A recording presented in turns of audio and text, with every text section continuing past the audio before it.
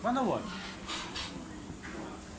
Allora, buonasera a tutti, io sono Rosanna Bolino e sono il presidente del comitato e vi ringrazio per essere qui stasera e anche per la pazienza portata perché è stata allungata un po' la cena e sicuramente la prossima volta miglioreremo. Il comitato ha voluto organizzare questa serata perché ci sono dei timori sulle questioni scolastiche e forse siamo in attesa di un provvedimento che riguarderà l'obbligo vaccinale per il personale scolastico e si ha comunque la paura che la ripresa scolastica sia come l'anno appena passato, quindi con l'introduzione nuovamente di misure restrittive. Abbiamo il piacere questa sera di avere qui il nostro stimato professor Daniele Trabucco con il quale potremo discutere, confrontarci e ci darà tutte le informazioni giuridiche di cui abbiamo bisogno. Prego Giovanni. Buonasera, chiedo ancora scusa a nome del comitato per lo slittamento dei tempi della serata bipartita, ma così è andata.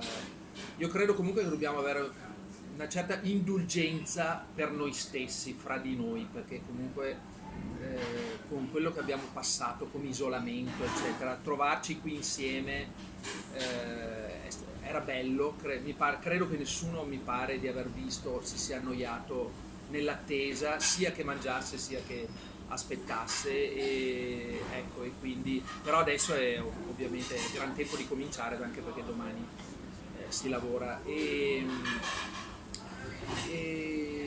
sì, vorremmo capire. Abbiamo invitato Daniele Trabucco, che insegna diritto costituzionale alla Libera Università di Bellinzona ed è un costituzionalista esperto anche nei gangli, nelle novità più recenti e anche più assurde che continuano a rincorrersi, e anzi che non smettono proprio di rincorrersi. Appunto dall'obbligo vaccinale, in particolare lo volevamo sentire per la ripresa dell'anno scolastico, di settembre, perché ci potranno essere delle novità davvero discriminanti e discriminatorie anche. Adesso ci dirà lui, non voglio anticipare niente. Ci sono, sembra, anche novità proprio dell'ultimissima ora, cioè di oggi o addirittura di questa sera. E come stare di fronte a questa situazione che è più rapida della nostra capacità anche solo di riconoscerla, tanto più di adattarci. Bisogna cercare di farlo, di essere insieme, di essere innanzitutto informati e di tenere anche l'attenzione fissa a ciò a cui teniamo, che non è solo, la libertà, non sono solo i diritti, ma è proprio l'umano nella sua interezza, perché per esempio di recente abbiamo fatto un altro incontro col comitato con due psicologhe, abbiamo voluto sentire due psicologhe che lavorano con le famiglie, con i giovani e ci hanno ricordato ancora una volta e testimoniato le sofferenze profonde di questo anno di isolamento, di chiusure, di mascherine, eccetera, per i ragazzi soprattutto, ma anche per gli adulti, appunto, per cui credo che tutti speravamo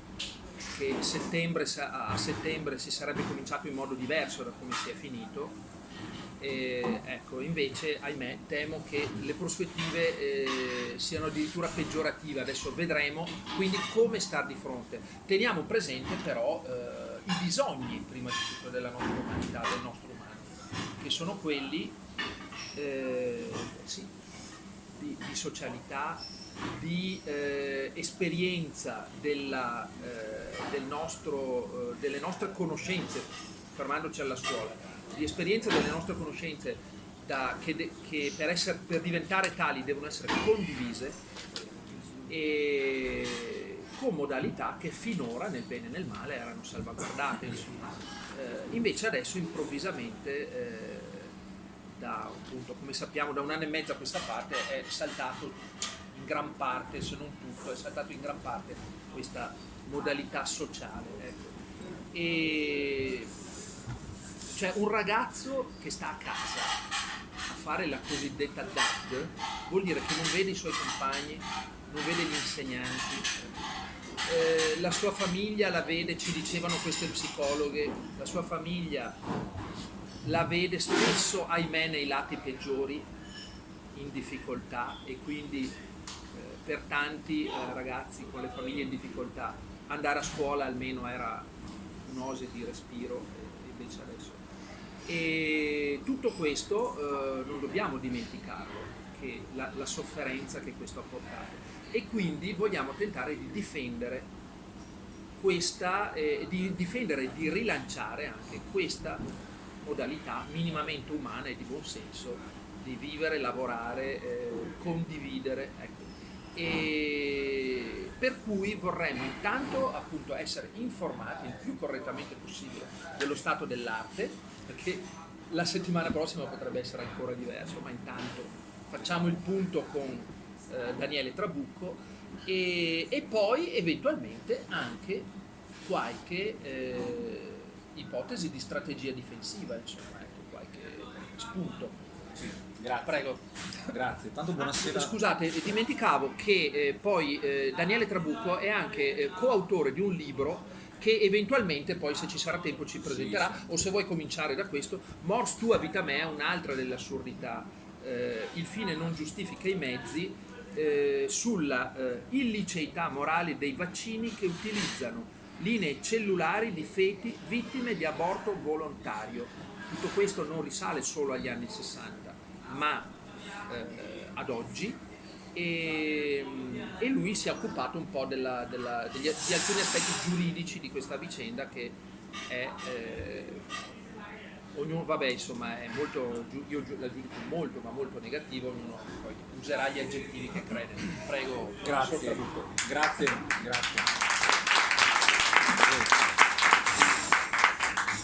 Grazie, buonasera a tutti, grazie di cuore per l'invito, vi vedo numerosi, mi fa piacere, anche se purtroppo non sono l'attore di buone notizie, perché la situazione, soprattutto per quanto riguarda il mondo della scuola, ma più in generale la gestione dell'emergenza sanitaria, presenta tutta una serie di criticità, dal mio punto di vista abbastanza serie, sotto il profilo prettamente costituzionale.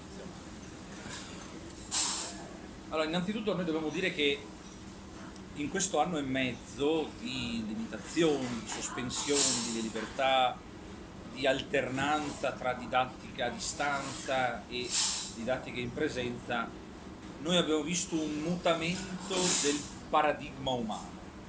È cambiato proprio il rapporto antropologico, la relazione antropologica con l'altro. Questa esaltazione prepotente della dimensione collettiva della salute ha portato all'affermarsi dell'uomo sanitario, dell'uomo distanziato, dell'uomo che deve provare di essere sano. Quindi la salute non si presume più, ma deve essere dimostrata.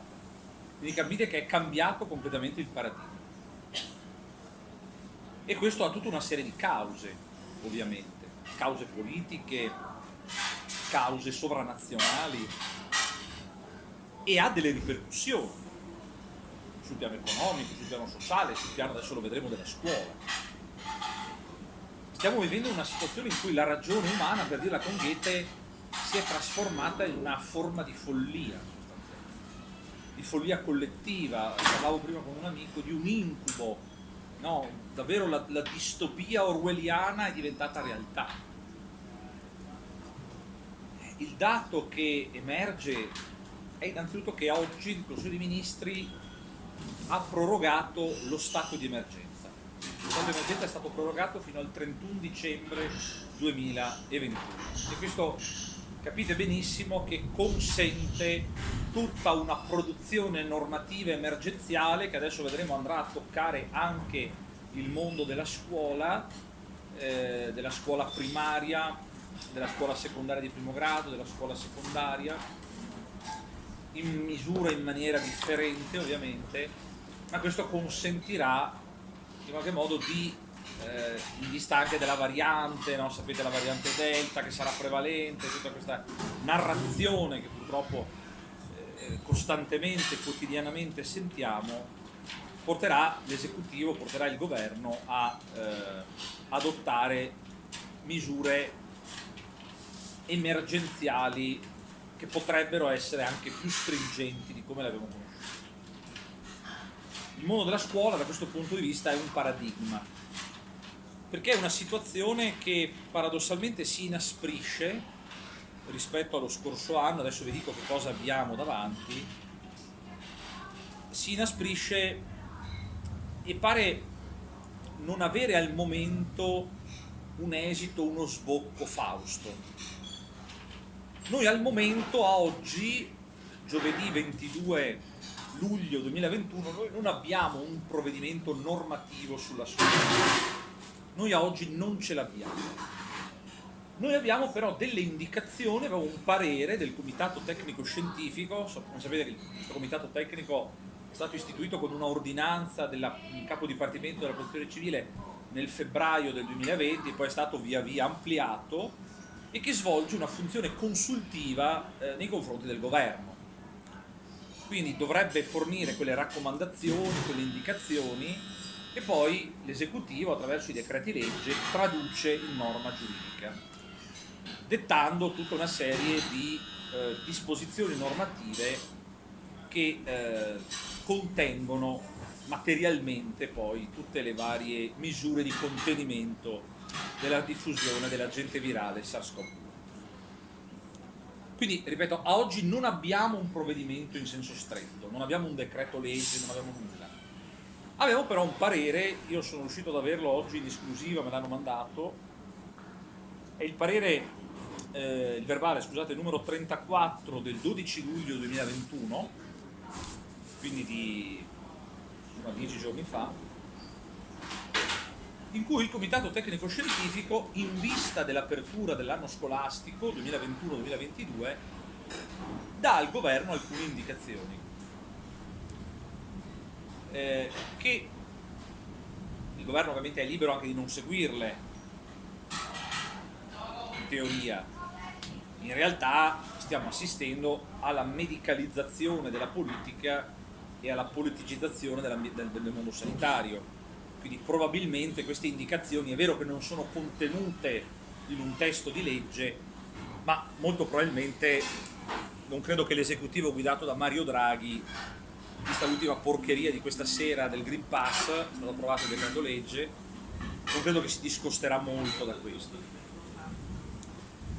Il Comitato Tecnico Scientifico in questo verbale, che è l'ultimo che abbiamo e che riguarda proprio la scuola, quindi l'avvio dell'anno scolastico 2021-2022, innanzitutto fa una premessa.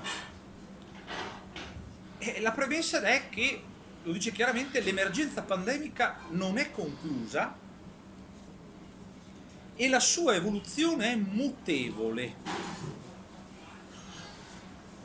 Siccome i sofisti insegnavano che la parola è potente, perché la parola evoca e richiama una realtà, se io dico, guardate le espressioni, non è conclusa ed uso l'aggettivo mutevole, che cosa vuol dire? Vuol dire che la scuola continua a vivere una situazione emergenziale. Del resto, altrimenti che senso avrebbe avuto la proroga dello stato di emergenza? Quindi, dice il Comitato Tecnico, per il mondo della scuola resta fondamentale, poi sapete che vengono usati tutti questi verbi, no? Questa verbosità che non vuol dire assolutamente nulla, però della serie preparatevi al peggio, perché non è cambiato nulla rispetto all'anno scorso, anzi vedremo che cosa succederà per quanto riguarda un possibile obbligo vaccinale. È fondamentale comprendere, condividere e declinare per ciascun singolo contesto territoriale scolastico le indicazioni tecniche che progressivamente provengono dalle autorità sanitarie. Progressivamente, avverbio, che provengono dalle autorità sanitarie. Quindi cosa vuol dire? Vuol dire che si parte in presenza, il parere del comitato è quello di favorire, di dare priorità alla presenza, quindi alla didattica in presenza, però proprio perché ci possono essere delle indicazioni che progressivamente provengono dalle autorità sanitarie, la priorità è la presenza, ma questa priorità non è esclusiva. Perché? Perché l'andamento della curva epidemiologica, modo condizionale, potrebbe, poi sta a voi trasformare questo condizionale in un futuro, lo lascio a voi, potrebbe portare le autorità sanitarie a consigliare al decisore politico di sospendere l'attività in presenza e continuare l'attività in modalità da remoto, la cosiddetta DAD, che è una porcheria totale perché ha creato solo ed esclusivamente dei danni. Io l'ho fatta all'università questa cosa e avevo 80-100 telecamere spente. 80-100 telecamere spente. 5, 6, 7 persone che si collegavano. Io ho visto i miei ragazzi del mio corso all'esame, il giorno dell'esame, io vedevo schermi vuoti con nome e cognome. Levinas direbbe, qui è mancata, Levinas è un filosofo lituano, è mancata la fenomenologia del volto, abbiamo perduto la fenomenologia del volto, il volto non ci provoca più, no? Siamo arrivati dall'uomo animale politico all'uomo distanziato, all'uomo immunitario, all'uomo sanitario, all'uomo digitale, no? All'uomo oltre l'uomo. Questo è drammatico in termini sociologici e antropologici, drammatico. Quindi la premessa che fa nel verbale 34 del 2021 il comitato tecnico è quella di dire: attenzione, la pandemia non è conclusa, c'è un'evoluzione, la priorità si partirà con la didattica in presenza, ma progressivamente le autorità sanitarie potrebbero dare delle indicazioni tecniche che in qualche modo potrebbero portare alla modalità da remoto. Questo è il quadro generale. Adesso vediamo nel dettaglio che cosa prevede il comitato. Allora il comitato dice la priorità è la didattica in presenza, per l'essenzialità del valore informativo e per l'imprescindibile, indispensabile suo apporto allo sviluppo della personalità umana. Premesso che qui bisogna cambiare la scuola stessa, perché qui il problema è anche cambiare la scuola, perché siamo passati dalla scuola del sapere alla scuola delle competenze, alla scuola del nozionismo. Quindi la didattica in presenza richiederebbe una visione completamente diversa di scuola, che non può essere quella imposta dall'Unione Europea, che è una scuola nozionistica. Io non ti insegno più come hai fatto una bicicletta, ti insegno chi devi chiamare se cade la catena della bicicletta. Questa è la scuola delle competenze, non è più la scuola del sapere sistematico e organico, l'organon aristotelico, è diventata la scuola settoriale. Perché io posso dirvi, io lavoro all'università, io sono all'università, con i miei bimbi, l'altra volta aiutavo il più grandino a fare i compiti, io avevo difficoltà a capire la consegna. Avevo difficoltà a capire la consegna, ma cosa ma cos'è sta roba qua? Quindi c'è un problema proprio di didattica profonda. Cioè, prima di parlare di presenza, bisognerebbe incidere proprio sul tessuto stesso della scuola, che è finito in questo paese, per demeriti nostri e per responsabilità sovranazionali. Quindi la regola generale è l'essenzialità della didattica in presenza, però è una priorità non esclusiva, quindi come vi dicevo si potrebbe, in caso di incremento della curva, arrivare alla didattica a distanza.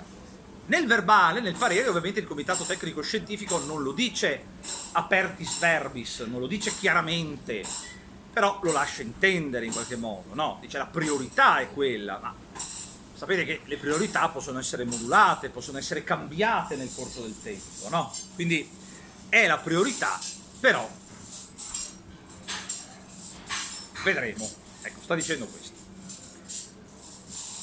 Il secondo punto, quindi si dovrebbe riprendere in presenza sulla base delle indicazioni previste dalle varie regioni. Come sapete, la competenza nella fissazione dell'inizio dell'anno scolastico è di competenza delle regioni e delle province autonome di Bolzano, Borgo e di Trento. L'elemento nuovo che consiglia, ma anche i verbi qua vengono utilizzati, il linguaggio giuridico è importante capire come vengono utilizzate le parole. Consiglia però è un consiglio, raccomandazione, poi nella parte finale del parere della serie introducilo, te lo fanno capire. La novità è l'estensione della copertura vaccinale nelle scuole. Il comitato tecnico, nel verbale 34 del 2021, 10 giorni fa, parla di rapido completamento della campagna di vaccinazione del personale della scuola, quindi personale docente e non docente, come pure degli studenti a partire dai 12 anni d'età. Quindi siamo nella scuola secondaria di primo grado. Voi sapete che l'EMA ha autorizzato, anche se in via condizionata, la possibilità su base volontaria ovviamente, circa, di poter inoculare il vaccino contro il SARS-CoV-2 a partire dai 12 anni d'età. E questa è la data che funge da linea di demarcazione anche per il possesso della certificazione verde nel decreto legge che è uscito questa sera. Cioè i bimbi, le bimbe che hanno un'età inferiore agli anni 12, ovviamente essendo, dice il decreto legge di questa sera, al di fuori della campagna vaccinale, sono esenti dal possesso della certificazione. Il Comitato Tecnico Scientifico invita a estendere la copertura vaccinale a partire dai 12 anni sia al personale docente e non docente, sia agli studenti. Quindi ovviamente la scuola, i bambini della scuola dell'infanzia sono esclusi, parlo della vaccinazione contro il Covid-19 perché poi c'è tutto il problema della legge Lorenzin, ma questo è a parte. Sono esclusi i bambini della scuola primaria, sono inclusi invece dai 12 anni in avanti, quindi dalla scuola secondaria di primo grado alla scuola secondaria di secondo grado, cioè quella che un tempo si chiamava la scuola superiore. Okay? Voi direte, ma è un consiglio questo, è una raccomandazione? Sì, è vero, è un consiglio, una raccomandazione, però nel verbale, che io qua poi chi vuole lo può tranquillamente consultare, ve lo lascio a disposizione, io ho la copia. A un certo punto il comitato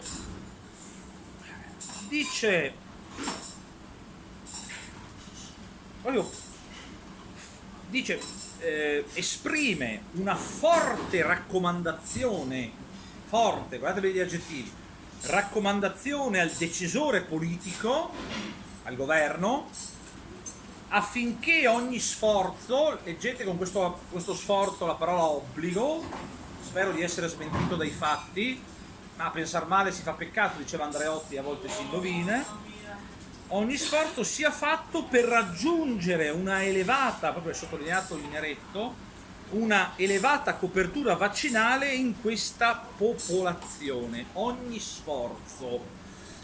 Quindi non parla di obbligo in senso stretto, però dice una forte raccomandazione al decisore politico affinché ogni sforzo sia fatto. È vero che il governo potrebbe anche non introdurre l'obbligo, il governo può valutare. L'obbligo è una valutazione discrezionale, che dovrebbe essere suffragata da alcuni elementi ovviamente, però rientra in una valutazione politico-discrezionale del governo. Qui prima parlano di estensione della copertura vaccinale, poi nella parte finale si dice proprio una forte raccomandazione del decisore politico affinché ogni sforzo, vedete questi verbi così pesanti, no? Così imperativi, quasi una sorta di imperativo etico, no? Cioè per raggiungere un'elevata copertura vaccinale. Quindi non ti dice fai l'obbligo, ma ti dice caro governo,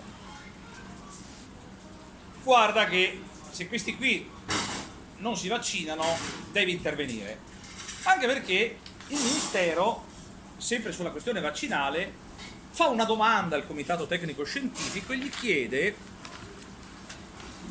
chiede ma in caso di vaccinazione completata al 60% entro la prima settimana di settembre, quindi capite che se un provvedimento deve intervenire arriverà tra pochi giorni, arriverà al massimo con l'inizio di agosto, la gente va in ferie e questi cosa fanno? Adottano il decreto, no? Peraltro un decreto a efficacia differita, quindi sul piano costituzionale è assolutamente discutibile. In caso di vaccinazione il Ministero dell'Istruzione chiede se ovviamente per gli studenti, per il personale scolastico e non scolastico e per gli studenti dai 12 ai 18 anni, qui ovviamente non parliamo dell'università perché per l'università è un mondo a sé, sapete che c'è il Ministero dell'Istruzione, è stato scisso, no, dal Ministero dell'Università, quindi dai 12 ai 18 anni possa essere superata la regola del distanziamento, cioè della serie gli chiedono ma se tu in qualche modo arrivi a una copertura vaccinale forte sia su base volontaria sia attraverso l'obbligo, devo mantenere il distanziamento, devo mantenere la mascherina, questo gli sta chiedendo, no? il Ministero dell'Istruzione. E il Comitato Tecnico Scientifico risponde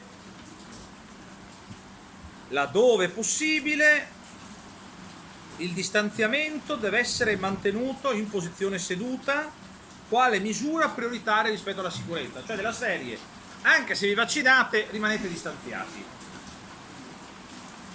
Laddove non sia possibile mantenere il distanziamento,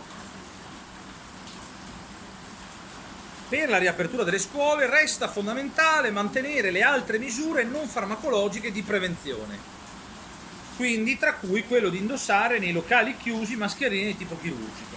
Cioè stanno dicendo non solo non cambia niente rispetto a prima, ma guardate che vi posso introdurre anche l'obbligo vaccinale per i ragazzi dai 12 ai 18 anni, quindi scuola secondaria di primo grado, scuola superiore, più il personale scolastico e non scolastico, quindi sia quello strutturato sia quello anche supplente, quindi chi è ad esempio una graduatoria, e sarà da capire se l'obbligo lì costituisce, ma questo non lo sappiamo perché sarà il governo a valutarlo, requisito essenziale, ad esempio uno in lista in aspettativa diventa requisito essenziale per poter essere chiamato, come l'obbligo vaccinale oggi è requisito essenziale per l'esercizio delle categorie che rientrano nel mondo sanitario in qualche modo, no? Nell'ambito delle professioni sanitarie, pubbliche e private, in autonomia o dipendente. Quindi che cosa cambia? In realtà non cambia assolutamente nulla, cambia che accanto alla ripresa in presenza, alla possibilità che si possa arrivare a una didattica da remoto, premesso che il distanziamento e la mascherina ci deve essere, qui l'aggiunta in più, che non c'era ovviamente l'anno scorso, è quella della forte raccomandazione, ripeto non si parla di obbligo, però capite che i termini vanno in quella direzione, il dibattito politico non c'è niente di politica qui. Anche perché il CTS di per sé non può parlare di obbligo. Non può parlare di obbligo, infatti non lo può dice. raccomandare al governo di fare l'obbligo. Infatti non parla di obbligo, però forte raccomandazione, ogni sforzo, cioè ti sta mettendo la pappa, apri la bocca e dentro la forchetta, insomma, lo sta dicendo, non parla di obbligo, non parla di obbligo. Secondo me, almeno dal testo, poi ripeto, è il governo che deciderà, che valuterà, è una valutazione politico-sanitaria, ma voi ve lo vedete, un governo, il Conte 2 o questo, che prendono le distanze dalle indicazioni del CTS, quando addirittura lo stesso CTS aveva invitato in posizione di distanzialità ai bambini non tenere la mascherina, il DPCM di novembre aveva imposto l'uso della mascherina. Quindi questi sono andati, ecco perché parlavo prima di sanitarizzazione della politica, perché addirittura la politica stessa va oltre le stesse indicazioni del Comitato Tecnico Scientifico, cioè diventa quasi una sorta di doppione, di doppia camera, no? Capite? Una sorta di doppia camera. E quindi poi ci sono tutta una serie di indicazioni per chi deve somministrare i pasti nelle mense. Si raccomanda l'uso della mascherina e, ove tale soluzione sia giuridicamente percorribile, con Green Pass. Quindi vedete che non parlano di obbligo ma lo raccomandano, e dall'altra parte ti dicono beh però vedete che si salvano se non mettono obbligo, però insomma il Green Pass. Infatti di Green Pass parla anche la parte conclusiva del parere, che dice nessun test diagnostico è necessario per poter per la frequenza scolastica. Dice però può ipotizzarsi la richiesta del Green Pass per il personale. Quindi capite? La stanno buttando, da una parte ti raccomando di favorire la copertura vaccinale, quindi possibile obbligo, anche se non usa questa espressione. Dall'altra parte gli